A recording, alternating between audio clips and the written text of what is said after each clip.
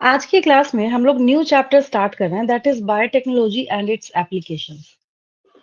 एक टर्म है यहाँ आपके पास, बायोटेक्नोलॉजी। यानी कि इसमें हमने क्या किया है, टू मोर टर्म्स को इंटीग्रेट करके रखा हुआ है। बायो तो पता है, यानी ये किससे रिलेटेड है, लाइव ऑर्गेनिज्म हो, प्रोडक्ट हो, कुछ भी हो उसके साथ। और टेक्नोलॉजी आप जानते हैं, ठीक है। लेकिन जो प्रीवियस चैप्टर आपने किया था बायोटेक्नोलॉजी, उसका प्रिंसिपल यानी सिद्धांत पढ़ा था आपने, कि कैसे हम लोग रिकॉम्बिनेंट डीएनए टेक्नोलॉजी का यूज करेंगे। जैसे ये पेज जो है थोड़ा ब्लर है, बट ठीक है, याद है ये आपको, क्योंकि मैंने ये डायग्राम जो है ये 1000 टाइम्स आपको दिखा रखा है। यानी पूरे बायोटेक्नोलॉजी का मेन जो सिद्धांत है, जो प्रिंसिपल है, वो ये है, एक ऐसा डीएनए है जो आपको चाहिए। जैसे मैंने फर्स्ट पेज पे इंसुलिन इसलिए लगा रखा है क्योंकि आज के डे में इंसुलिन की बहुत ज्यादा डिमांड है। जैसे सपोज करते हैं कि ये इंसुलिन प्रोड्यूसिंग वो फॉरेन जीन है जो यहाँ पे लिखा हुआ है, ये फॉरेन डीएनए, ठीक है, पहली बात। दूसरी बात, अब सवाल ये उठता है कि इंसुलिन आपको चाहिए तो कैसे यूज करेंगे? किसी दूसरे ऑर्गेनिज्म में वो बन जरूर रहा है, लेकिन हम उसको यूज कैसे करेंगे? तो यूज करने का एक ही तरीका है कि जो ये इंसुलिन प्रोड्यूस कर रहा है, इसके जीन को हम किसी ऐसी चीज में इंटीग्रेट करें जिसको अगर किसी माइक्रोब की बॉडी में डाला जाए तो वो जैसे जैसे ग्रो करेगा वैसे वैसे उसके नंबर को इंक्रीज करेगा, ठीक है। तो इसमें अब दो बातें आती हैं। पहली बात ये कि जो आपका डिजायर्ड डीएनए है, मैंने आपको क्या बताया था, ये जो एक डीएनए यहाँ आपके पास अवेलेबल है, इसमें इसको हम फॉरेन डीएनए भी बोलेंगे, डिजायर्ड डीएनए भी बोलेंगे, एलियन डीएनए भी बोलेंगे। फॉरेन डीएनए लोगों का ऐसा सोचना है कि जैसे हम यहाँ पे ये वेक्टर प्लाज्मिड ले रहे हैं, कुछ हो या ना हो, लेकिन एक बात तो यहाँ पे जरूर है कि ये जो वेक्टर यहाँ पे अवेलेबल है, ये वेक्टर इस डीएनए को बिलोंग नहीं करता है। अगर करता तो हमें क्या जरूरत थी कि हम इस फॉरेन डीएनए को इस वेक्टर के अंदर ऐड करते, पहली बात। तो जब ये इसकी बॉडी का नहीं है तो ऑब्वियस है कि हम लोग यहाँ पे एक टर्म जो है वो फॉरेन ऐड करेंगे, कर दिया हमने, ठीक है। अब ऐसा तो है नहीं कि ये जो पूरा फ्रेगमेंट यहाँ अवेलेबल है इसको हम इसमें ऐड कर देंगे। इसको ऐड करने के लिए हमने क्या करना है, दोनों को, यानी कि ये जो फॉरेन डीएनए है इसको भी और यहाँ जो प्लाज्मिड है इसको भी, दोनों को हमें टुकड़े टुकड़े में कट करना है। तो उसके लिए हम लोग क्या करते हैं, रेस्ट्रिक्शन एंजाइम का इस्तेमाल करते हैं। मैंने आपको क्वेश्चन भी लिखवाया था, कॉपी में आपके क्वेश्चन होगा available, name the molecular scissor, तो वहां पे आप रेस्ट्रिक्शन एंजाइम का नाम लिखते हैं। ये डीएनए को कट करने के लिए जाना जाता है, ठीक है। और वेक्टर का मतलब तो आप जानते ही हैं कि वेक्टर क्या है। यहाँ पे हम इसका इस्तेमाल कर रहे हैं अपने फॉरेन डीएनए को वेक्टर में ऐड करके एक ऑर्गेनिज्म के अंदर इंट्रोड्यूस करने के लिए। तो हमने क्या किया, ये फॉरेन डीएनए को भी कट किया, वेक्टर को भी कट किया, और इसको हमने क्या किया, वेक्टर में यहाँ पे ऐड कर दिया। तो आपके बुक में देखेंगे मैंने सबको यहाँ पे कॉस्मिड लिखवा रखा है, तो हम लोग उसको क्या बोलेंगे, कॉस्मिड। तो what are the differences between plasmid and cosmid? तो प्लाज्मिड जो है वो आपने प्रोकैरियोट से इंट्रोड्यूस किया है, यहाँ पे उससे आपने इसको आइसोलेट करके रखा हुआ है, आप इसका इस्तेमाल करना चाहते हैं। अभी वेक्टर के अंदर, प्लाज्मिड के अंदर आपने बायोटेक अप्लाई नहीं किया है, लेकिन जब हम इसमें बायोटेक्नोलॉजी अप्लाई कर देंगे तब इसका नाम कॉस्मिड हो जाता है। अब एक सबसे बड़ा चैलेंजिंग जॉब हम लोगों के पास क्या है, ये जो कॉस्मिड है हम लोगों के पास, ये दिस वन, तो ये कॉस्मिड बन गया तो अब क्या करें? अब ऐसा तो है नहीं कि ये कॉस्मेट आपने बना लिया तो आपके घर के किचन में जैसा आप खाना बनाते हैं वैसे आप इसको इंक्रीज करा सकते हैं। आपने किसी वेसल के अंदर डाला और ये ग्रो करना स्टार्ट कर जाएगा, नहीं। तो एक चैलेंजिंग जॉब ये है कि अगर इसके नंबर को इंक्रीज कराना है तो देना तो उसी को पड़ेगा ना, जो इसको बिलोंग करता है, उससे मिलता जुलता है, और जो असेक्सुअल रिप्रोडक्शन करता है। मैंने एक लाइन अंडरलाइन करा रखा है, asexual reproduction preserves the genetic information, आपके बुक में अंडरलाइन होगा, सारे बच्चों को मैंने अंडरलाइन कराया है, ठीक है। उसका साफ-सीधा मतलब है कि अगर कोई ऑर्गेनिज़्म असेक्सुअल रिप्रोडक्शन करेगा, तो वो चेंजेज़ नहीं लीड करेगा आगे को, और चेंजेज़ लीड नहीं करेगा, तो आपने जो यहाँ पे एक्सपेरिमेंट कराया है, वो उसी फ़ॉर्म में उसको आगे इंक्रीज़ करने का काम करेगा। अब हम एक दूसरा केस भी सोच सकते हैं या सोच लेते हैं इसको और क्लियर करने के लिए। क्वेश्चन ये अराइज़ होता है कि अगर ये सेक्सुअल रिप्रोडक्शन करेगा तब क्या होगा? सेक्सुअल रिप्रोडक्शन करेगा, तो आपने अभी तक जितनी मेहनत की है सब वेस्ट हो जाएगा। क्योंकि ये क्या करेगा, वेरिएशन करेगा। सेक्सुअल रिप्रोडक्शन में आपने जो इतनी मेहनत करी इसका 50% आगे लीड करेगा, और दूसरा ऑर्गेनिज़्म जो इसके साथ अपने गैमेट को फ्यूज़ कराना चाहता है उसका भी 50% जाएगा, और चेंज कुछ और ही लीड करेगा आगे जाके, ठीक है? तो हो ना हो, लेकिन ये जो प्रिंसिपल आपको यहाँ पे देखने को मिल रहा है, ये हर जगह काम करेगा, स्पेशली इस चैप्टर में। तो मैंने आपको बोला भी था कि जिस बच्चे का 11th चैप्टर अच्छा नहीं होता, अगर वो चाह ले कि मुझे 12th बहुत अच्छा करना है, 12th चैप्टर जो है, ये मैं पुराने एनसीईआरटी के अकॉर्डिंग चैप्टर्स के नेम बोल रही हूँ, अभी चैप्टर जो है वो थोड़े पीछे शिफ्ट हो गए हैं, कुछ जो चैप्टर्स आपके 3 चैप्टर्स जो एक्सक्लूड किए गए हैं उसकी वजह से, ठीक है? तो यहाँ पे ये जो अवेलेबल है आपके पास, तो इसका इस्तेमाल करके हम लोग क्या करेंगे, इस बायोटेक्नोलॉजी का यूज़ करेंगे। तो जैसे इंसुलिन का हम यहाँ पे एग्ज़ाम्पल ले रहे हैं, ये इंसुलिन हम लोगों के पास है, ठीक है? आज के डे में बहुत सारे ऐसे डायबिटिक पेशेंट्स हैं, जिनकी बॉडी में बिल्कुल भी इंसुलिन नहीं बन रहा होता, तो उनके पास और कोई ऑप्शन नहीं है। उनको क्या करना पड़ता है, इंसुलिन के इंजेक्शंस पे कंप्लीटली डिपेंड करना पड़ता है। मतलब उनको खाने के 20 मिनट पहले, 20 मिनट्स पहले, आधे घंटे पहले कुछ डॉक्टर बोलते हैं उनको इंसुलिन लेना पड़ता है। तो अब इसके लिए करना क्या होगा? करना ये होगा कि ठीक है, ये बॉटल में यहाँ पे बंद आपको इंसुलिन दिख रहा है, लेकिन पहले इसका स्ट्रक्चर तो पता चले बनता कैसे है। ऐसा तो है नहीं कि किसी भी चीज़ को आप इंसुलिन से रिप्लेस कर देंगे, तो वैसा भी नहीं होगा। उसके लिए सबसे पहले इंसुलिन के स्ट्रक्चर को समझना पड़ता है। मैं ऐसा नहीं बोल रही कि इसको अभी आपको याद करना है। एक बेसिक कॉन्सेप्ट के लिए मैंने यहाँ पे इसको लगा रखा है, बस मुझे इतनी बात बतानी है। अभी आगे आपको इस चैप्टर में पढ़ना भी है, इंसुलिन प्रोडक्शन एक इम्पोर्टेंट चैप्टर भी है आपके बोर्ड एग्ज़ाम का। नीट में भी बहुत क्वेश्चन्स उससे पूछे जाते हैं। तो सबसे पहली बात, अगर मैं क्वेश्चन पूछूँ कि ये जो इंसुलिन का स्ट्रक्चर है, इसमें आपको टोटल कितने चेन दिख रहे हैं? कोई भी बच्चा बता सकता है, 2 चेन्स। ये 1 चेन है और ये दूसरा चेन है, पहली बात। तो एक को हमने ए चेन बोला, दूसरे को हमने बी चेन बोला। अगला question, which bond is responsible for linking of these 2 polypeptide chains of insulin? तो यहाँ पे इनको कनेक्ट करने का काम डाइसल्फाइड बॉन्ड या डाइसल्फाइड ब्रिज कर रहा है, ठीक है? आगे हम लोग सीखेंगे कि जो अमेरिकन कंपनी है एली लिली, उसने इसी चीज़ का इस्तेमाल करके, इस कॉन्सेप्ट को यूज़ करके लैब में इंसुलिन का प्रोडक्शन किया, और जो कि एक बहुत बड़ा माइलस्टोन हुआ आज के डे में। आज भी लोग इंसुलिन का बहुत ज़्यादा यूज़ कर रहे हैं। तो मतलब इसके स्ट्रक्चर को आपको समझना पड़ेगा। अब यहाँ पे डाइसल्फाइड बॉन्ड है, आप किसी और बॉन्ड से उसको ऐड करने की कोशिश कर रहे हैं, जॉइन करने की कोशिश कर रहे हैं, तब तो वो करेगा नहीं। तो एक ये भी बात यहाँ पे निकल के सामने आती है, जब आपको क्या करना पड़ता है, 2 पॉलीपेप्टाइड बायोमोलेक्यूल्स आपने पढ़ रखा है, बायोमोलेक्यूल्स नहीं याद हो तो 5, 6 सारे चैप्टर्स में बार-बार मैंने आपको रिपीट करा है कि यहाँ पे जो एमिनो एसिड का चेन है, मतलब प्रोटीन चेन, उसके लिए हम पॉलीपेप्टाइड चेन भी टर्म यूज़ करते हैं, ठीक है? तो ये 2 चेन्स आपके पास हो गए, जिनको हमने यहाँ पे डाइसल्फाइड बॉन्ड या डाइसल्फाइड ब्रिज से ऐड कर रखा है। तो क्या करेंगे हम? हमने इस कॉन्सेप्ट का इस्तेमाल करा इस इंसुलिन को प्रोड्यूस करने के लिए, तो क्या हो गया? बायोटेक्नोलॉजी एंड इट्स एप्लीकेशंस, कहाँ हम इसका यूज़ कर रहे हैं, कहाँ आपको इसको अप्लाई करना है। तो ये तो रही बात बेसिक इंट्रोडक्शन की, मतलब अभी इतने देर से मैं आपको सिर्फ चैप्टर का नाम सिखा रही हूँ। ऐसा नहीं है कि मैंने आपको कुछ बहुत नया बता दिया, जो आप बोलेंगे कि नहीं हमें समझ नहीं आया, ऐसा कुछ भी नहीं है। काफ़ी आसान है ये, बायोटेक मैंने पहले भी बोला है, क्योंकि आप लोगों का चैप्टर 5, चैप्टर 6, चैप्टर 11 एक-एक क्वेश्चन आंसर करके मैंने बहुत अच्छे से कंप्लीट कराया है, तो ये चैप्टर आपको ईज़ी लगेगा, ठीक है?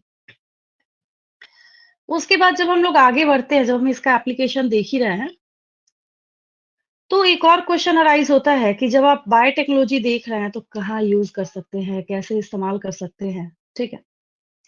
तो उसके बाद हमारे पास एक चीज निकल के सामने आती है, जब हम बात करते हैं कि जो बेसिक रिसर्च एरियाज है बायोटेक के वो क्या-क्या हैं, ठीक है?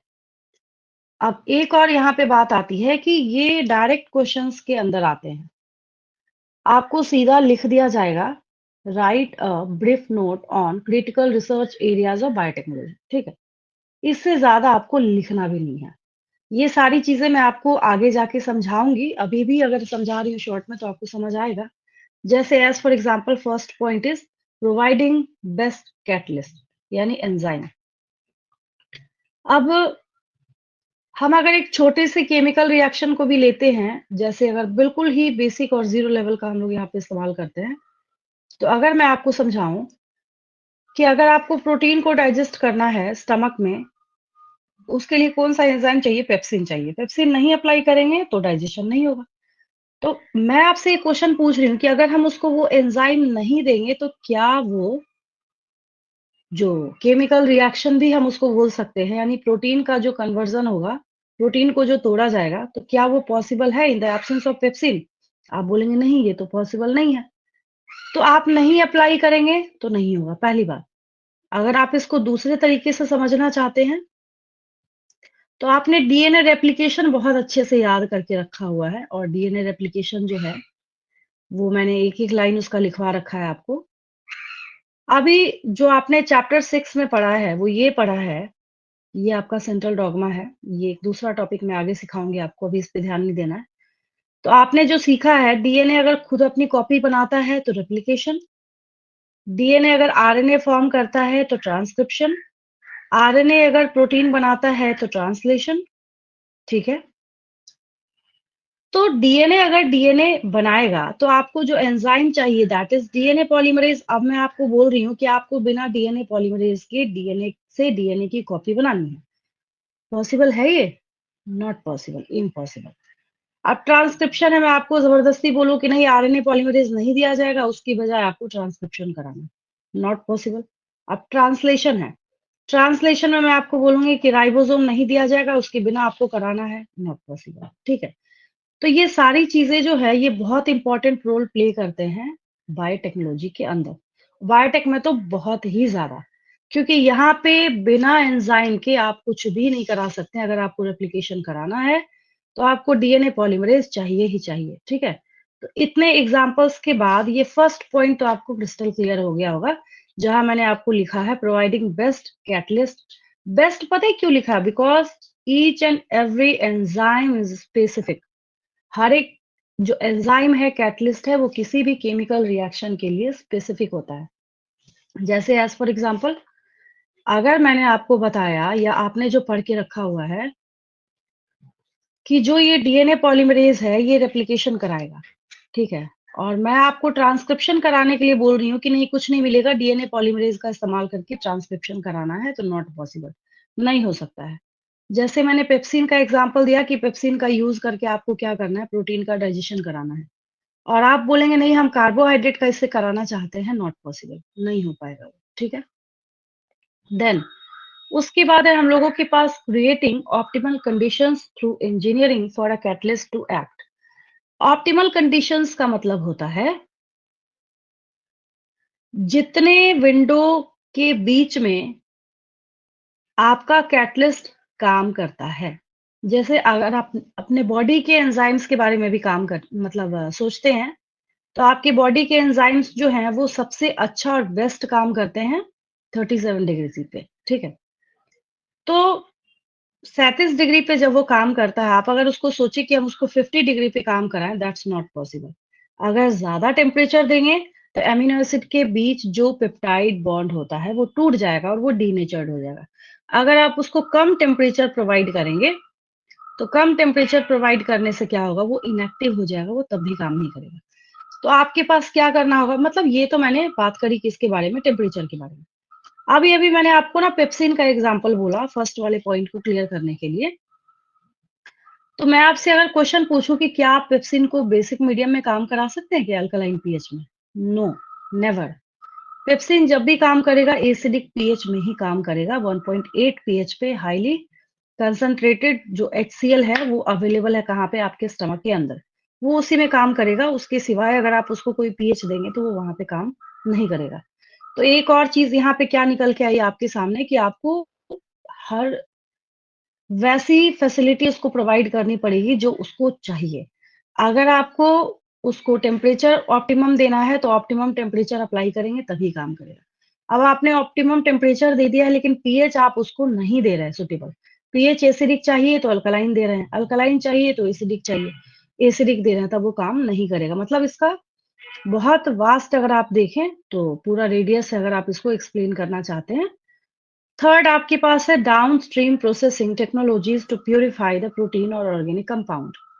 ये आपको तब समझ आएगा, अभी तो मैं समझा रही हूँ फिलहाल तो जैसे फर्स्ट पॉइंट आपको समझ आया, सेकंड भी समझ आया, थर्ड भी आएगा।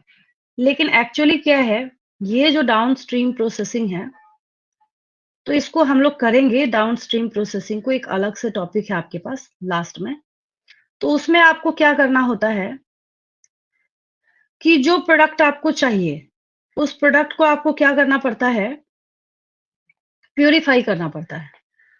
तो उसको हम लोग क्या कहते हैं, देखिए यहाँ पे लिखा हुआ भी है टू प्यूरिफाई द प्रोटीन और ऑर्गेनिक कंपाउंड। जैसे अगर हमें डीएनए चाहिए, तो डीएनए अकेला नहीं होता, डीएनए के साथ बहुत सारी चीजें होती हैं। डीएनए अपने साथ हिस्टोन प्रोटीन को भी बाइंड करके रखता है। अगर आप न्यूक्लियस के अंदर की बात कर रहे हैं तो वहां पे और भी बहुत सारी चीजें होंगी, आरएनए भी होगा, प्रोटीन भी होगा। सबको वहां से हटा के आपको जो प्रोडक्ट चाहिए वही आपको वहां पे अप्लाई करना है, दैट इज डाउनस्ट्रीम प्रोसेसिंग। ठीक है, इस पेज का स्क्रीनशॉट लेंगे, आगे बढ़ती हूँ मैं, लेते चलेंगे साथ के साथ।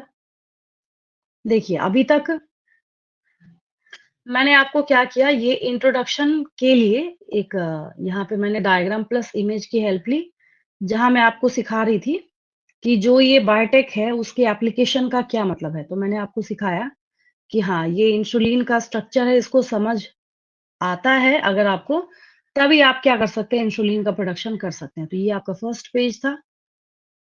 इसका स्क्रीनशॉट लेने की ज़रूरत इसलिए नहीं है क्योंकि ये आपके बुक में पेज नंबर 197 पे अवेलेबल है। ओल्ड बुक के पेज नंबर के बारे में बात कर रही हूँ, क्योंकि अभी आप लोगों के पास फिलहाल काफ़ी बच्चों के पास वही बुक है, ठीक है? उसके बाद अभी अगर हम माने तो ये सेकंड पेज है आपका, इसका स्क्रीनशॉट लेंगे। अगर आपको सीधा-सीधा क्वेश्चन आता है कि right critical research areas of biotech, तो आपको यही वहाँ पे लिख देना है और कुछ भी नहीं करना है, ठीक है? तो ये आपका क्वेश्चन आंसर भी हो गया, कॉपी में एज़ इट इज़ उसको क्या करेंगे, नोट कर लेंगे, ठीक है? आगे जब हम बढ़ते हैं तो यहाँ हम लोगों के पास है एक और छोटा-सा टॉपिक, जहाँ आपको बताया जा रहा है कि ऐसे और ऑप्शंस हैं that can be thought for increasing food production. और आपको पता है किसी भी चीज़ को हम अप्लाई क्यों कर रहे हैं? आपके पास चैप्टर है जो अभी रिड्यूस्ड है, strategies for enhancement in food production. Biotechnology का हम क्या कर रहे हैं, एप्लीकेशन। एप्लीकेशन में भी मोर देन 90% एप्लीकेशन कहाँ है, किसके केस में है, तो फूड से रिलेटेड है, फूड प्रोडक्ट को इनहेंस करने से रिलेटेड है, ड्रग को इनहेंस करने से रिलेटेड है। तो वो सारा जो है वो किसके लिए है, ह्यूमन वेलफेयर के लिए, ठीक है? लेकिन उसमें भी जो सबसे बड़ा और मेन रोल प्ले करता है वो फूड प्रोडक्शन। मतलब जो बेसिक हमारी नीड है वो तो फूड है, सबसे बेसिक। जैसे हम लोग कहते हैं ना, रोटी, कपड़ा, मकान। तो इन तीनों में से भी सबसे ज़्यादा ज़रूरी क्या है? आपको फूड है, फूड तो चाहिए ही चाहिए सर्वाइव करने के लिए। तो यहाँ पे सबसे पहला आपके पास है agrochemical based agriculture. Agro word जहाँ भी रिलेटेड होता है तो आपको पता है कि वो किसके साथ कंसर्न्ड है। तो आप एग्रीकल्चरल फील्ड में किसी लैंड पीस के ऊपर जब आप किसी प्लांट को ग्रो करके उसके प्रोडक्शन को बढ़ाना चाहते हैं, तो एग्रोकेमिकल मतलब एग्रीकल्चर रिलेटेड जो केमिकल्स का आप यूज करेंगे वो इतना सुटेबल होना चाहिए कि ना तो आपके इकोसिस्टम को कोई हार्म करेगा ना आपको कोई हार्म करेगा। तो वैसे हम एग्रोकेमिकल बेस्ड एग्रीकल्चर का यूज करेंगे। उसके बाद आज के डे में देखेंगे ये बहुत ज़्यादा डिमांड में है। जाएँगे मॉल में कोई सामान खरीदने, पैकेट के ऊपर लिखा रहेगा। एक है कोई ऐसी चीज़ है जिसका प्राइस लो है और दूसरी कोई ऐसी चीज़ है मतलब सेम, जैसे हम जैगरी का एग्ज़ाम्पल लेते हैं, गुड़ का एग्ज़ाम्पल लेते हैं। आपके पास 2 पाउच 2 पैकेट्स अवेलेबल हैं। एक ऐसे नॉर्मल है, कम प्राइस वाला, और दूसरे में वो कहते हैं कि हमने जो है इसमें जो मिनिमम प्रोसेसिंग करी है, किसी केमिकल का यूज़ नहीं किया है, इसकी क्लीनिंग में किसी केमिकल का यूज़ नहीं किया है, तो उसके ऊपर लिखा रहेगा ऑर्गेनिक और उसका प्राइस ज़्यादा होगा। तो एग्रीकल्चर के फील्ड में जहाँ पे आपको ऑर्गेनिक बोला जाएगा that means no use of chemicals. यहाँ पे हम किसी केमिकल का यूज़ और इस्तेमाल नहीं कर रहे हैं, ठीक है?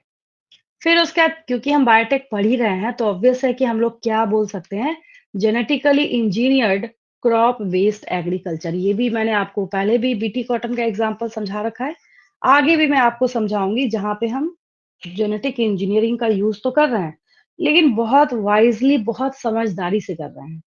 एक कहावत हम कहते हैं ना कि साँप भी मर जाए और लाठी भी ना टूटे। वही हम यहाँ पे अप्लाई करेंगे कि हम ऐसी जेनेटिक इंजीनियरिंग अप्लाई करेंगे, जहाँ पे हमारे पूरे इकोसिस्टम में किसी को भी हार्म नहीं होना चाहिए। बस हम फूड चेन और हमारा जो फूड वेब है, उसको समझ के उसी चीज़ को अप्लाई करते हैं, ठीक है? तो जेनेटिक इंजीनियरिंग अप्लाई ज़रूर करेंगे लेकिन लाइफ साइंस को समझते हुए, तो हम लोग यहाँ पे क्रॉप बेस्ड एग्रीकल्चर के बारे में बात करते हैं, जहाँ पे जेनेटिक इंजीनियरिंग को यूज़ किया जाएगा, ठीक है? नेक्स्ट इसका स्क्रीनशॉट लेंगे। हो गया ये? चलिए, आगे चलते हैं।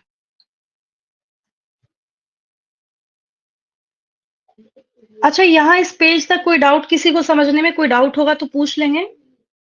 यहाँ तक क्लियर है बिल्कुल? यहाँ तक क्लियर है?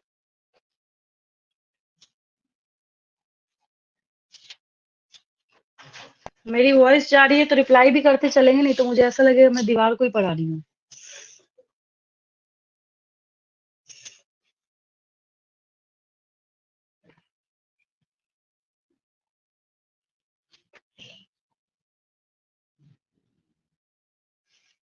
चलिए, दीपाली का रिप्लाई आया है, यस मैम।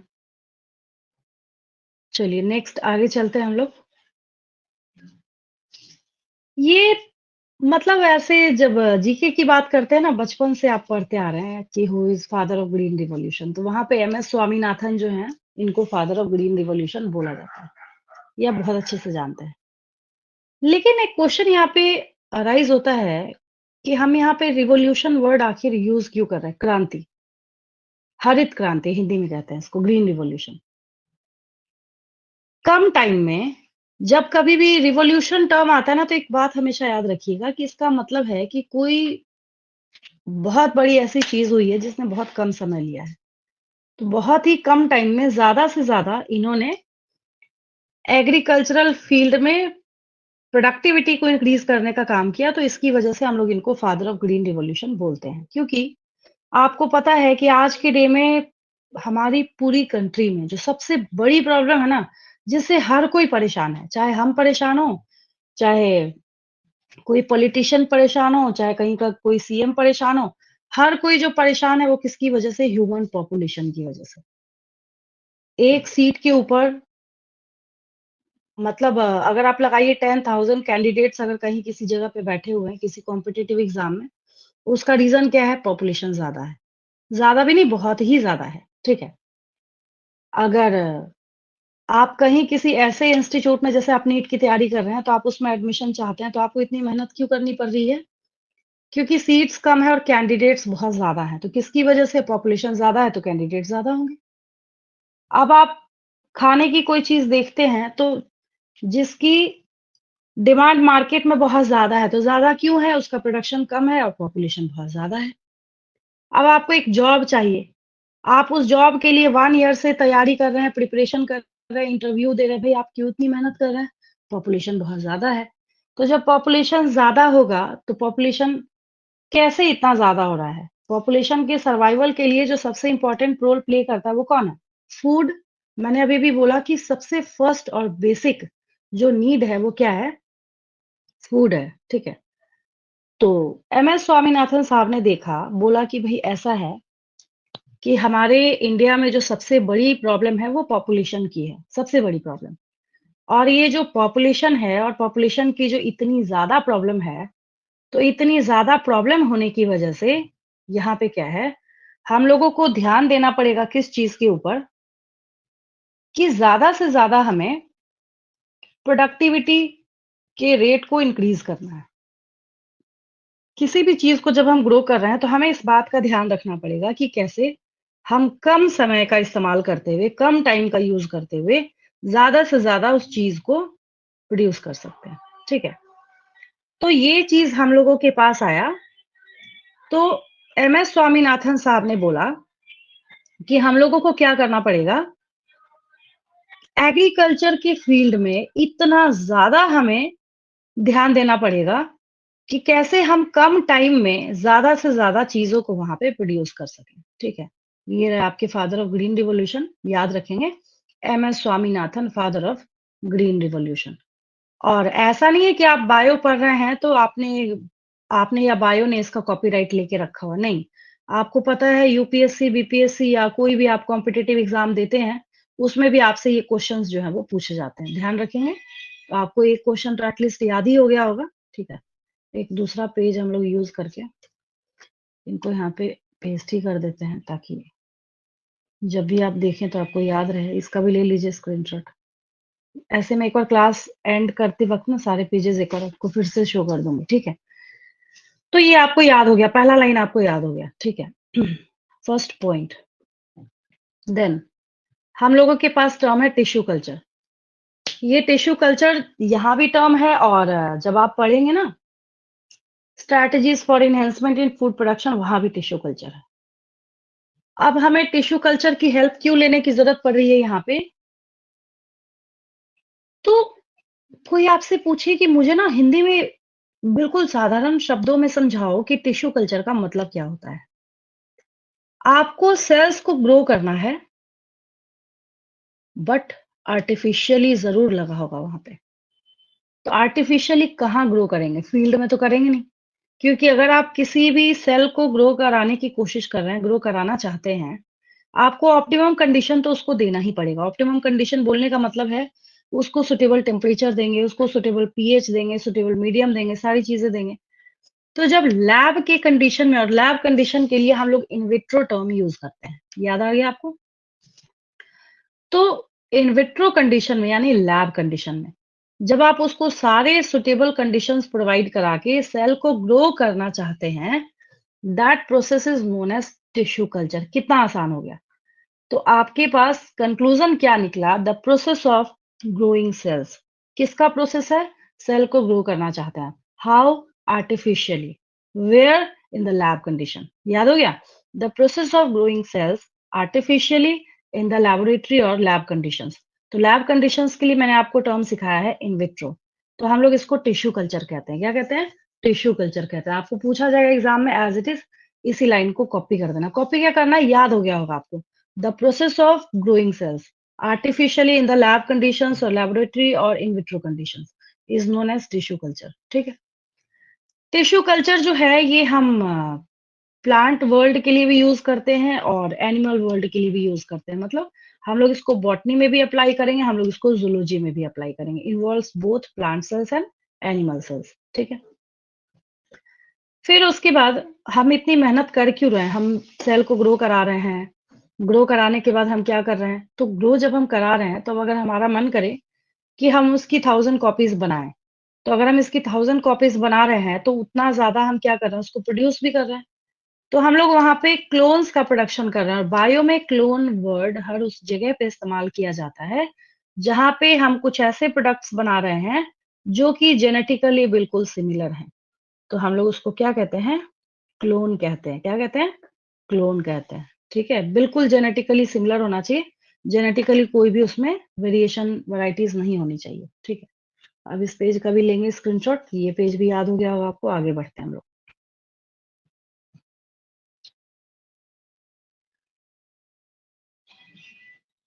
अब देखिए, अब यहाँ पे ये मैंने क्यों लगा के रखा हुआ है, एक क्वेश्चन ये अराइज़ होता है, जैसे बच्चे बार-बार पूछ रहे थे कि मैम ये कल्चर मीडियम जब आप बोल रहे हैं, तो जब सेल के मास को ग्रो कराते हैं, तो यहाँ पे देखिए ये ऐसे बंचेस जो आपको दिख रहा है ना, इसमें हमने क्या किया हुआ है, जैसे प्लांट सेल्स को यहाँ पे ग्रो कराया हुआ है। अब अगर हम इसको एक जगह पे, इसको दूसरे प्लेस पे, इसको तीसरे प्लेस पे, इसको नेक्स्ट पे, इसको नेक्स्ट पे, इसको नेक्स्ट पे ले जाके रख दें और ये वहाँ पे ग्रो भी कर जाए, लेकिन इसमें एक चीज स्पेशल क्या है कि ये जितने भी हैं सब के सब जेनेटिकली सिमिलर हैं। ये फायदा और ये बेनिफिट आपको हो जाएगा कि आप यहाँ पे क्या कर सकते हैं, क्लोन्स को ग्रो करने का काम कर सकते हैं। ठीक है। उसके बाद एक टर्म आता है आपके पास एक्सप्लांट। अब एक्सप्लांट क्या है? सो देखिए, यहाँ पे एक प्लांट, एक पौधा आपको नजर आ रहा है। प्लांट है, उसमें लीव्स होंगे, उसका स्टेम होगा, उसके पास रूट्स होंगे, सारी चीजें होंगी। तो हमने क्या किया यहाँ पे, जो आपके पास सेल है, टिश्यू है, ऑर्गन है। प्लांट है तो ऑब्वियस है कि भाई cell is the basic unit of life. आपकी बॉडी किससे बनी है? सेल। प्लांट किससे बना है? सेल। कोई एनिमल किससे बना है? सेल। यूनिसेलुलर है तो कैसे सरवाइव कर रहा है? वन सेल की वजह से। ठीक है। हम क्या करते हैं, उसके सेल को उठाते हैं और हम उसको इन विट्रो मतलब लैब कंडीशंस में उसके कल्चर को ग्रो करना स्टार्ट कर देते हैं, जैसे हमने यहाँ पे करा है इस केस में। ठीक है। तो जब हम उसको ग्रो करना स्टार्ट करते हैं, तो जब वो हमने उसको जगह-जगह पे प्लेस कर दिया, अलग-अलग जगह पे, तो सब के सब ठीक है, जेनेटिकली सिमिलर हैं, सब एक-दूसरे के क्लोन्स हैं। लेकिन जब वो छोटे-छोटे प्लांट्स के फॉर्म में ग्रो कर गया है, तो वो आपस में एक्सप्लांट कहलाते हैं। ठीक है? ये जैसे इसकी अगर हमने 1000 कॉपीज़ बना दी, तो सबको बोलेंगे ऑल आर एक्सप्लांट्स, मतलब सब के सब क्या है? एक्सप्लांट है। ठीक है? लेकिन हमने क्या किया, इस प्रोसेस को और इस घटना को हम लोग माइक्रो प्रोपेगेशन कहते हैं। क्या कहते हैं?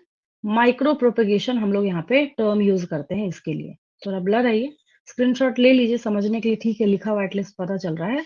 Many different explants can be used for micropropagation, but axillary buds and meristems are most commonly used. Why?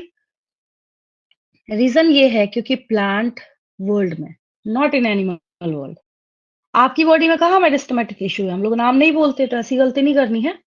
Permanent tissue और मेरिस्टेमेटिक टिश्यू पढ़ रहे थे ना आप 9th क्लास में या उससे भी छोटी क्लासेस में। तो प्लांट का जो मोस्ट ग्रोइंग रीजन होता है, वहां पे मेरिस्टेमेटिक टिश्यूज प्रेजेंट होते हैं। तो हम लोग ज्यादातर जहां से बर्ड अराइज होता है, एक्सिलरी बर्ड, और जो मेरिस्टेम्स है, हम लोग उसका वहां पे इस्तेमाल करते हैं, यूज करते हैं। ठीक है। तो ये एक्स प्लांट और माइक्रो प्रोपगेशन हम लोग यहाँ पे टर्म यूज कर रहे हैं। अब एक और इम्पोर्टेंट क्वेश्चन है आपके पास, टोटिपोटेंशी। आप जब पढ़ेंगे लाइन बाय लाइन करके, आपको ये सारे वर्ड्स जो वहां पे देखने को मिलेंगे। टिश्यू कल्चर भी मिलेगा, एक्सप्लांट भी मिलेगा, टोटिपोटेंशी भी मिलेगा। अभी अभी मैंने बोला कि अगर हम लोगों के पास एक प्लांट और एक ट्री अवेलेबल है, स्पेशली छोटे छोटे प्लांट्स के केस में हम लोग अगर यूज करते हैं इसको, अगर हम यहाँ पे क्या कर रहे हैं, एक प्लांट के एक सेल से होल प्लांट बॉडी बनाने की तैयारी कर रहे हैं, लेकिन आपको इतना कॉन्फिडेंस किस बात का है? किस चीज के लिए आपको इतना ज्यादा कॉन्फिडेंस है कि आपने पहले ही सोच लिया कि हम लोग क्या करेंगे, एक सेल से पूरे के पूरे प्लांट को ग्रो करेंगे?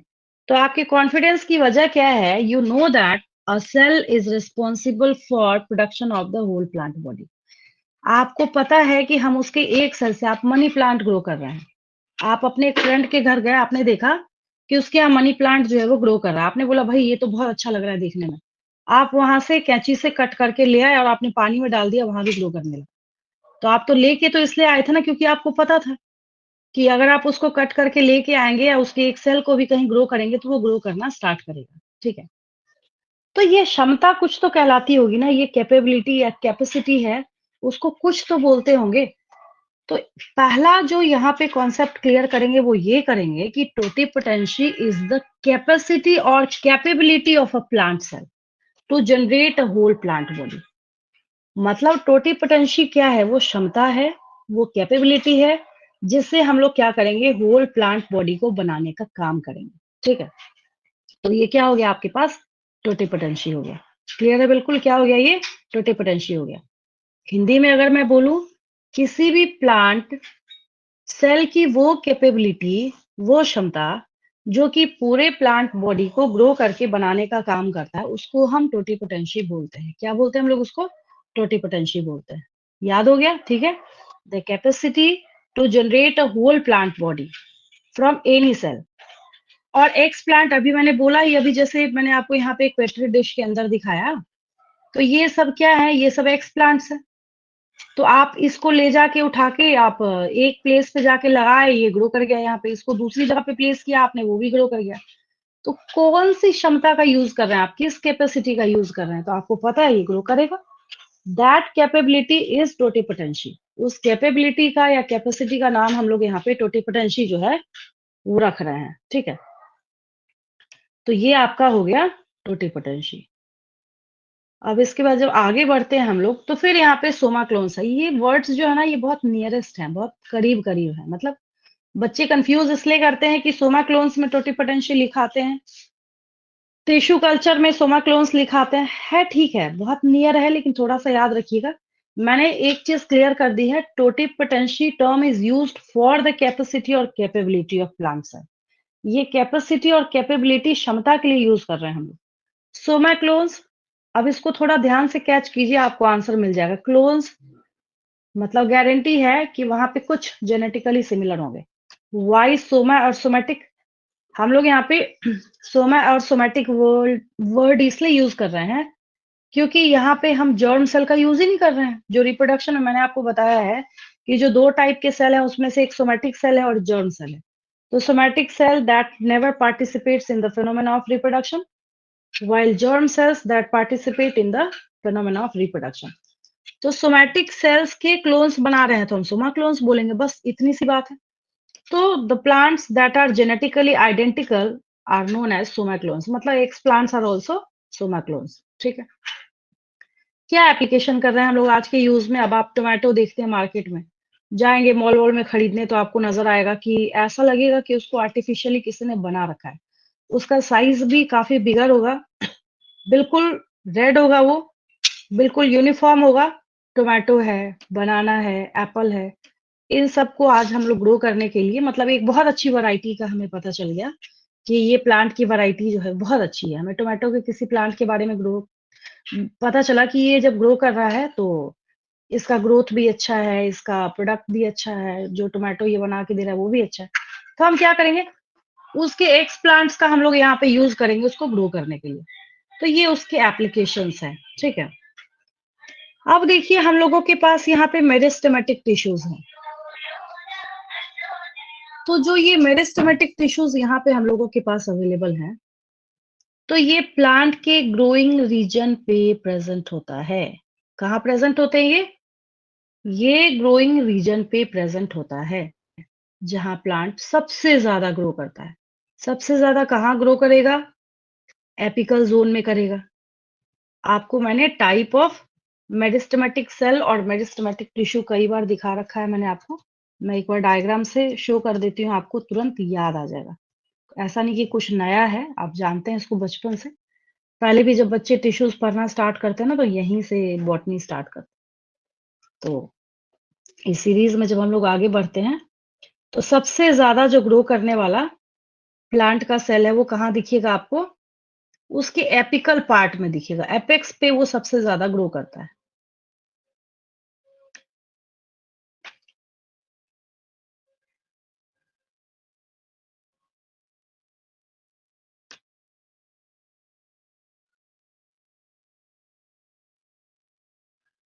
अब जैसे हम इसकी बात करते हैं,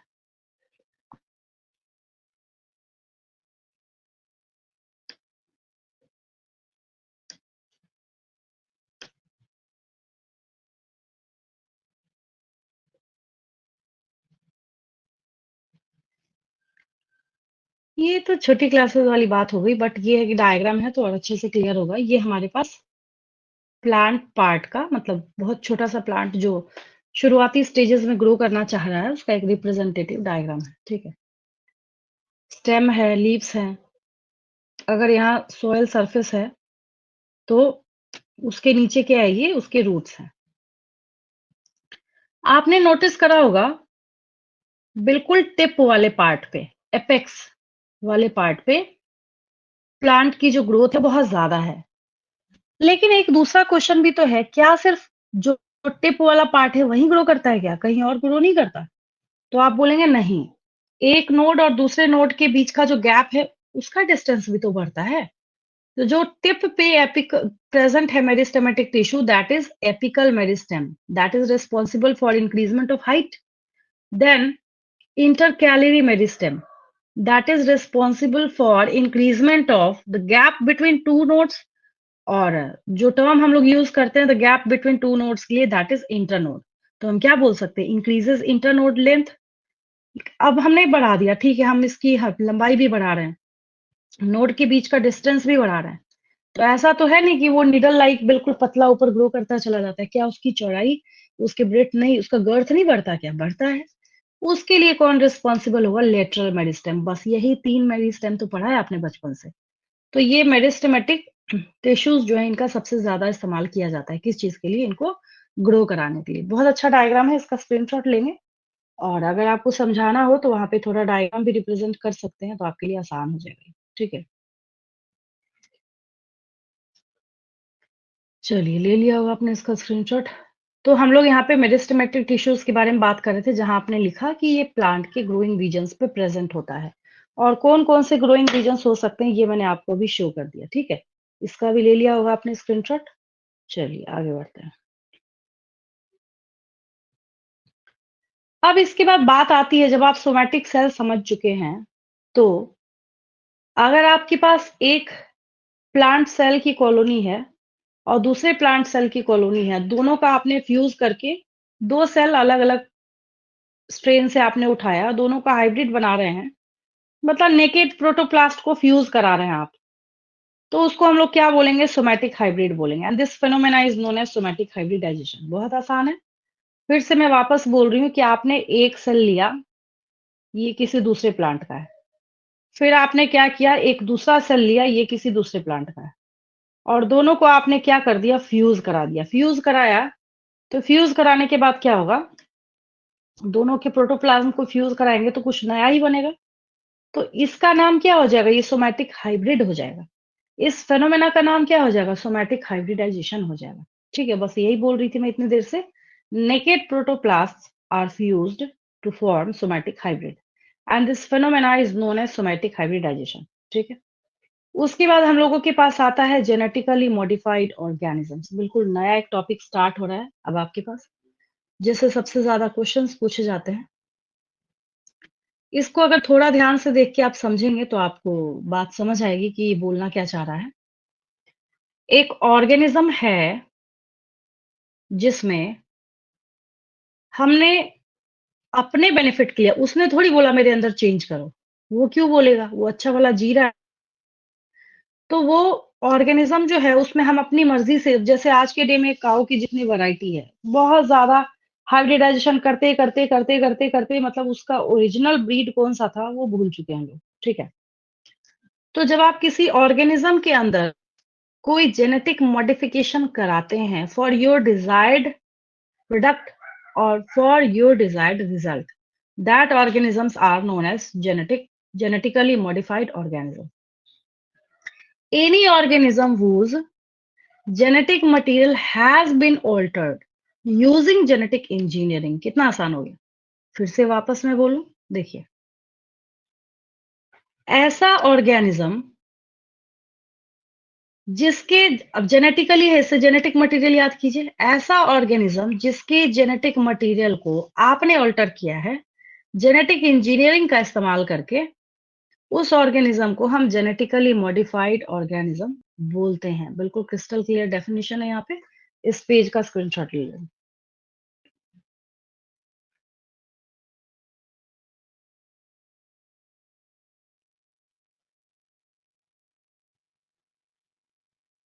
अब देखिए, एक अगला आपके पास इंपॉर्टेंट क्वेश्चन है, जहां आपसे पूछा जाता है कि genetically modified, GM, GM short में हम लोग लिखते हैं उसको बार बार। जेनेटिकली मॉडिफाइड आप मतलब समझ चुके हैं, तो हम लोग यहाँ पे जीएम लिख के काम चलाते हैं। GM plants have been useful in many ways. यहाँ पे प्लांट्स जा रही है, और क्या जेनेटिक मॉडिफिकेशन आप वहां पे करा रहे हैं, क्या चाहते हैं आप।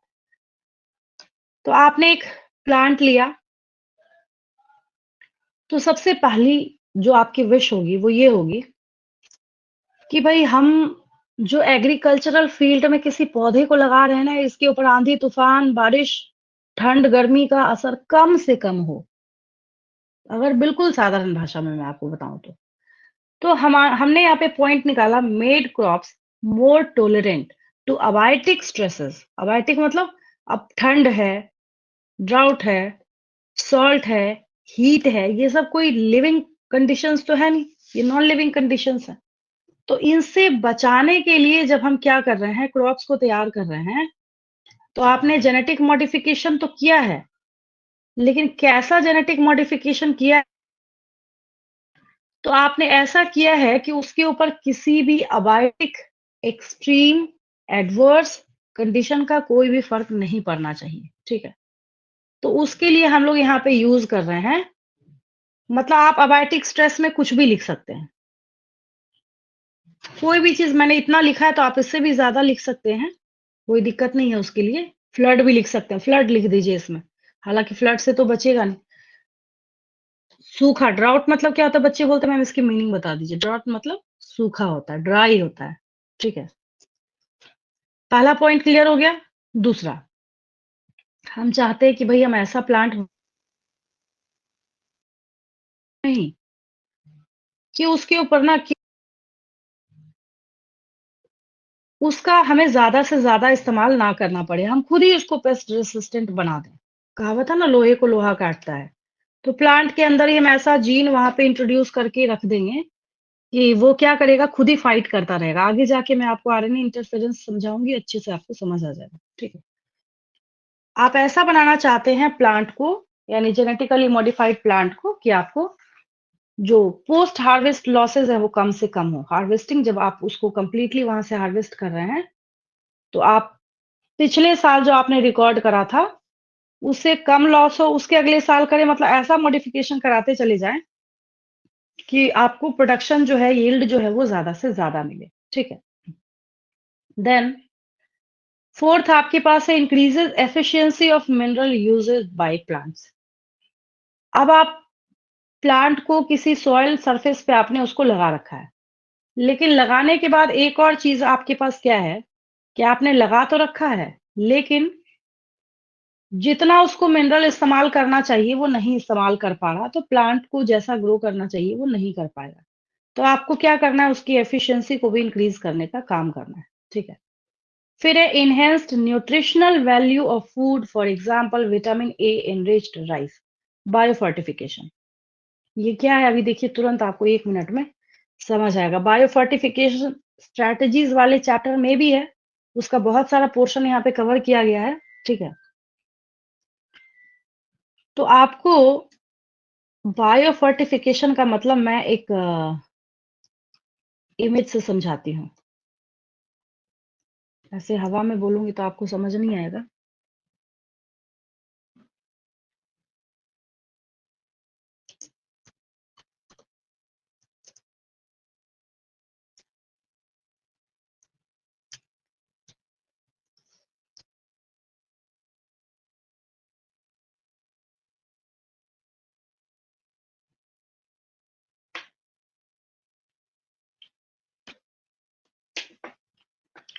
एक देखिए यहाँ मैंने ना एक इमेज लगाया मिल्क के पैकेट का।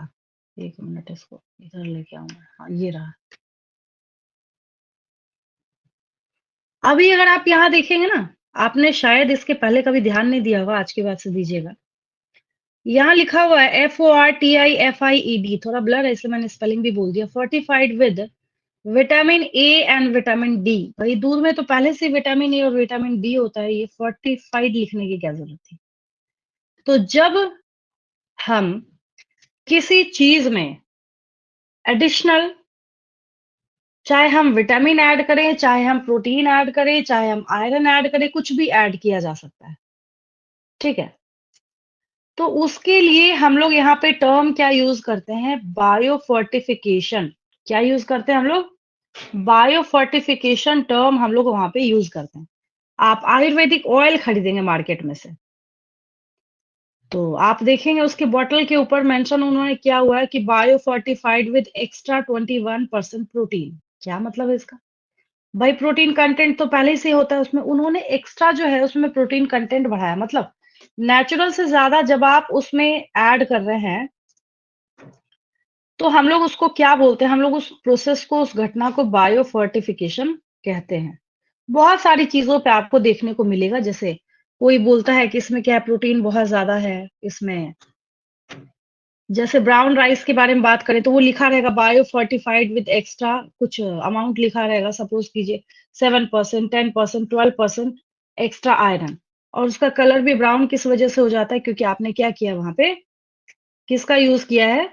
अब जैसे देखिए एक और है यहाँ पे, ये रहा आपके पास, और उसके लिए जो सिंबल का इस्तेमाल किया जाता है ना, अगर किसी प्रोडक्ट को, जैसे कैसे कोई चीज वेज हो, वेज प्रोडक्ट हो, तो ग्रीन मार्क हम लोग यूज करते हैं ना।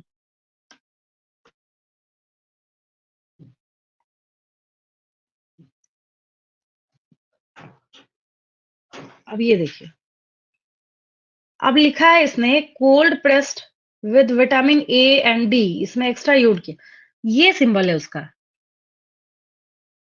अगर आप किसी चीज का बायो फर्टिफिकेशन करा रहे हैं तो इस सिंबल का इस्तेमाल किया जाता है, ठीक है। ये अब यहाँ पे ग्रीन मार्क है, मतलब ये एक प्योर वेज प्रोडक्ट है। अगर इसकी जगह पे रेड मार्क है, मतलब उसमें नॉन-वेज सोर्स का यूज़ किया गया है। आप जैसे केक खरीदते हैं, तो आप देखेंगे उसके पाउच पे, पैकेट पे, यहाँ पे अगर रेड मार्क है, तो आप समझिए उसमें एग का, अंडे का यूज़ किया गया है। अगर उसमें ग्रीन मार्क है, तो उसमें एग का, अंडे तक का भी यूज़ नहीं किया गया है। प्योर वेज जो है, और खाने-पीने की जो भी चीज़ें हैं, उसको मस्ट है, चाहे आप एक चिप्स का भी पैकेट खरीदेंगे ना, उसके ऊपर भी ये ग्रीन मार्क ज़रूर दिया होगा उन्होंने, ये बताता है कि प्रोडक्ट क्या है, वेज है, प्योर वेज है। रेड मार्क होगा, अब कई लोग ऐसे होते हैं वो प्योर वेजिटेरियन होते हैं, तो वो इस चीज़ का बहुत ध्यान रखते हैं, ख़्याल रखते हैं कि रेड मार्क वाली चीज़ें हमें नहीं यूज़ करनी। बहुत सारी ऐसी मेडिसिन्स बिकती है मार्केट में जिसके ऊपर रेड मार्क दिया होता है। मतलब उन्होंने क्या किया है, किसी एनिमल का कोई ना कोई सोर्स ज़रूर इस्तेमाल किया है उसको बनाने के लिए। तो उस टैबलेट के ऊपर भी रेड मार्क देखिएगा, स्पेशली बहुत ही बोल्ड करके दिया रहता है, ठीक है? तो हम लोग एक छोटे से टर्म से बहुत सारी इम्पोर्टेंट जो चीज़ें हैं वो आपने सीखी हैं, तो जहाँ पे ये टर्म आया बायो फोर्टिफिकेशन, तो मैंने आपको सिखाया वो मीनिंग ऑफ बायो फोर्टिफिकेशन। तो ये आपका एक अगला क्वेश्चन तैयार हुआ, जहाँ पे सबसे पहले ये रहे आपके 3 पॉइंट्स, देन आपके पास ये रहा नेक्स्ट 2 पॉइंट्स। तो यानी कि टोटल 5 पॉइंट्स आपको लिखने हैं, और आपको 5 मार्क जो है वो पूरा मिल जाएगा, ठीक है? ये हो गया। इसका भी स्क्रीनशॉट ले लिया होगा आपने। चलिए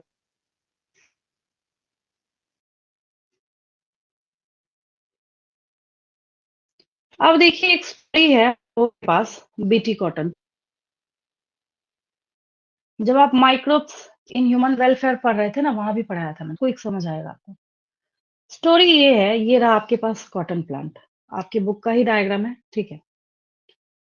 तो कॉटन प्लांट में क्या है, राउंड वॉर्म, राउंड वॉर्म्स जो हैं, वो क्या करते हैं, कॉटन प्लांट को हार्म करने का काम करते हैं। अब कैसे हार्म करेगा, कि वो क्या करता है, उसको होल करके उसके अंदर जाएगा और उसको पूरा का पूरा डिस्ट्रॉय कर देगा। मतलब जो कॉटन बनना चाहिए था, कॉटन बनेगा क्या, ये खुद ही उसकी पियर्सिंग करके खुद ही अंदर चला जाएगा, उसको पूरा हार्म करेगा। एक इमेज है, देखिए तुरंत क्विक समझ आएगा उससे मैं क्या बोलना चाह रही हूँ। ये रहा।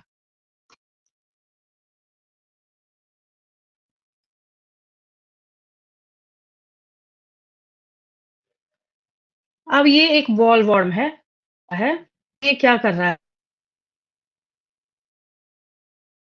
तो इसको छोड़ेगा थोड़ी, पूरा क्या करेगा, उसको डिस्ट्रॉय कर देगा, डिस्ट्रक्ट कर देगा। तो यहाँ पे आपकी बुक ने छोटा सा होल दिखाया है, शायद क्लियर ना हो आपको, बुक में भी ऐसा ही दिया हुआ है। और अगर ये सही सलामत होता तो ऐसा कॉटन ये बना के आपको देता। तो भाई कॉटन इंडस्ट्री में बहुत इंपॉर्टेंट रोल प्ले करता है। तो ये एक बहुत बड़ी प्रॉब्लम खड़ी है, अब करे तो करे क्या। तो उससे बचने के लिए क्या किया गया, सोचा गया भाई क्या करें हम, अगर किसी केमिकल का यूज करते हैं तो हमारे इकोसिस्टम करने का काम करेगा। तो हमने उससे बचने के लिए एक निकाला, हमने हम हम लोग, हमारा जो दुश्मन है वो कौन है, वॉल्वॉट कॉट। अगर मैं आपसे क्वेश्चन पूछूं कि हम लोगों का जो रियल दुश्मन है वो कौन है, तो आप बोलिएगा बॉल वॉर्म है, सही बात है। अब अगर एक बॉल, ये बॉल वॉर्म जो है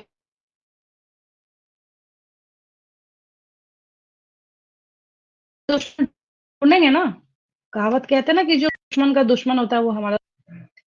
खोजबीन शुरू कर दी हमने, बोला हम एक ऐसा काम करते हैं, दुश्मन ढूँढना है इस बॉलवॉर्म का, ठीक है? हमने ढूँढना बॉलवॉर्म का, जब ढूँढा तो हमें क्या मिला? एक बैक्टीरिया मिला। क्या मिला हमें? एक बैक्टीरिया मिला। इसका दुश्मन जो इस बॉलवॉर्म को किल कर सके, समझेंगे स्टोरी को ध्यान, जो इसको किल कर सके, इसको किल करने वाला हमें ढूँढना है। क्यों? क्योंकि ये हमारे कॉटन प्लांट को बर्बाद कर रहा है। तो क्या दिक्कत होगी? वही दिक्कत ही दिक्कत है, ठीक है? तो जो बैक्टीरिया है उसका नाम है बैसिलस थ्यूरिंजेंसिस। इसका बैसिलस का हमने उठाया बी और इसका उठाया हमने टी। प्लांट में इंट्रोड्यूस कराया तो हमने टॉपिक बना दिया बीटी कॉटन। बैसिलस थ्यूरिंजेंसिस की खासियत क्या है कि ये एक प्रोटीन बना जो इसकी खुद की बॉडी में तो इनएक्टिव होता है, लेकिन ये बैक्टीरिया बॉन्ड के गट में जाएगा ना, इसके अल्कलाइन पीएच में जाके एक्टिव हो जाएगा और उस बॉल वॉर्म के जो एपिथ होते हैं उसके मिडगट के अंदर, उसमें परफोरेशन कर देगा। जैसे बहुत सारे होल्स होते हैं ना छन्ने वगैरह चलनी वगैरह में, ऐसा परफोरेशन कर देगा, बहुत सारा पोर्स बनाएगा, जिसकी वजह से क्या होगा? स्वेलिंग, इतना ज्यादा स्वेलिंग होगा कि सेल जो है वो फट जाएगा, उस इंसेक्ट की डेथ हो जाएगी, ठीक है? तो ये कहानी है, ये स्टोरी है। फिर से वापस मैं हिंदी में मैं एक बार और स्टोरी बोल दूं। मैंने आपको बोला कि जो ये आपके पास कॉटन प्लांट है, इसको ये बॉल वॉर्म डिस्ट्रॉय कर रहा था, डिस्ट्रक्ट कर रहा था। हमने एक बैक्टीरिया को ढूंढा जिसका नाम है बैसिलस थ्यूरिंजेनेसिस, जिसके लिए हम यहाँ पे बीटी रिप्रेजेंट करते हैं। वो जो बैसिलस थ्यूरिंजेनेसिस है, हमने उसका क्या किया? पाउच में आता है, स्पोर्स आते हैं, उसको पानी में के और सारे पर स्प्रे कर दिया। अब ये बॉल फंस गया वहां पे। तो जैसे ही फर्स्ट लीकिंग करा इसने इसने जैसे ही पहले चाटा, क्या हुआ? इसके गट के अंदर वो प्रोटॉक्सिन प्रोटॉक्सिन कहते हैं उसको, जो वो बैसिलस थ्यूरिनजेनेसिस बैक्टीरिया बना रहा था। तो वो प्रोटॉक्सिन जैसे ही उसके गट के अंदर गया ना, तो उसके गट में होता है अल्कलाइन पीएच, जो उस पॉइजन को एक्टिव होने के लिए चाहिए था। तो जैसे ही वो पॉइजन एक्टिव हो गया, तो उसकी वजह से उस बॉल वॉर्म की डेथ हो जाती है। सवाल ये उठता है कि डेथ क्यों होती है? तो उसके मिड गट के एपिथेलियल्स इतनी ज्यादा स्वेलिंग हो वो फट जाएगा, लाइसिस मतलब टूट गया, and cause death of the insect. बस इतनी सी स्टोरी है, ठीक है? हमने क्या किया? फिर से बायोटेक्नोलॉजी को अप्लाई करके हमने किसको बचाया? तो हमने अपनी कॉटन इंडस्ट्री को बचाया। तो यहाँ पे इसलिए मैंने मेंशन करा है बैक्टीरिया बैसिलस थ्यूरिनजेनेसिस, ये एक बार और लिखा हुआ है आपका माइक्रोस वाले चैप्टर में। Prepares a protein in its body which is in inactive form, but when this toxin enters into the body of bollworms, the toxin becomes active in which pH? In alkaline pH of gut of bollworms. The activated toxin binds to the midgut epithelial cells and create pores that cause swelling and lysis and cause death of the insect, जिसकी वजह से insect की death हो जाती है। और हमें यही तो चाहिए था। तो हमने ऐसा तरीका ढूंढा कि कॉटन को बैसिलस thuringiensis कोई हार्म नहीं करता है, इसका कोई हार्म नहीं है उसके ऊपर, ठीक है? तो जिसकी वजह से हमारे इकोसिस्टम को भी कोई हार्म नहीं हुआ। और हमने क्या किया? हमने एक ऑर्गेनिज्म के खिलाफ दूसरे ऑर्गेनिज्म को हमने इस्तेमाल भी किया। हमें किसी केमिकल का भी इस्तेमाल नहीं करना पड़ा और हमारा काम भी हो गया, ठीक है? तो ये आपके पास टॉपिक है, आपको बीटी कॉटन पूछा जाएगा एग्जाम में, इसको आपको मेंशन कर देना है, ठीक है? यहाँ तक क्लियर है बिल्कुल?